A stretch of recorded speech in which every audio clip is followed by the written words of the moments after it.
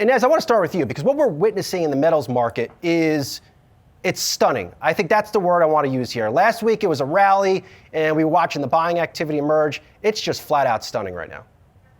It is stunning. And Robin Brooks of the Brookings Institute called it breathtaking and profoundly scary, what we're seeing with the precious metals market. Look, I think in your opening comments, I mean, you laid some of this out.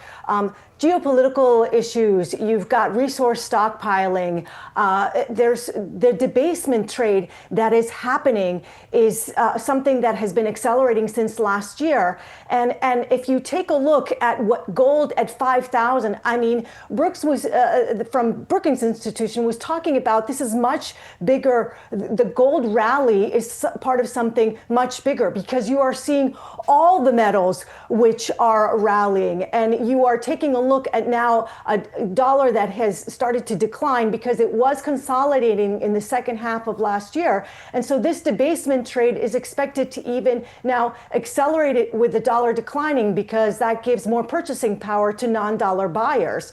But so much of this has to do also with the fact that you are seeing government debt around the world, and the markets are increasingly scared that governments will have to inflate away their debt. So there's a myriad of issues that are going on with this entire bubble that we're seeing in the precious metals market. And yes, yesterday you saw silver that was at 115 an ounce at one point. And you are seeing, of course, a silver squeeze to some extent. And you are also looking at, you have strategists that are saying, watch out, because you are going to be seeing this going lower at some point.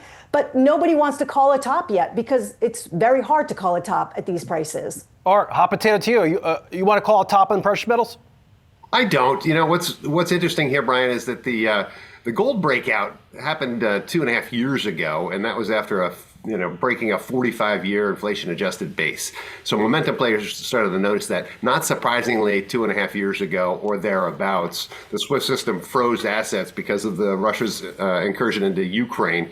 And then central banks and governments and oligarchs started saying, well, if they can freeze these assets, perhaps we need to have more hard assets on our balance sheet. So central banks, for example, went from buying 17 tons a month to 25 tons a month as of last week. So central banks are a big driver here, and that's not slowing down. But to Inez's point, neither is geopolitical uncertainty and fears of inflation. So I think all of the drivers are still intact. We could certainly have some pullbacks here, but I don't think we're going back to anywhere close to what last year's lows were. And I think the momentum players and certainly the fundamentals continue to move the precious metals higher. Art, humor me here. Quick short story. A couple days ago, I went to get my eyes checked, needed some contacts, totally ran out. I just forgot that I even needed them.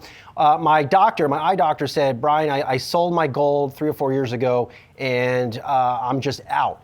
They didn't want to get back in, but I know I want to get this question from people. Art, like, is it too late to get in? How would you, if you were not invested in gold or silver right now, what is a rational way to go about it?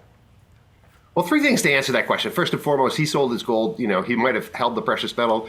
ETFs are a perfect way to play this. And certainly expect some pullback in both gold and silver and use that as a buying opportunity. So the gold-silver ratio, which is about 1,000 years old, is a ratio of gold to silver that sits somewhere between 50 and 80, right? And silver was out of whack. That's why we've had the explosive move. Now the gold-silver ratio is above 90, so silver's probably gotten ahead of itself, and that may be one of the precious metals that has the first pullback. I think the fundamental drivers are still here, but I would use pullbacks as an entry point, and I would certainly use ETFs. You don't need to buy the precious metal and store it in your basement in a safe.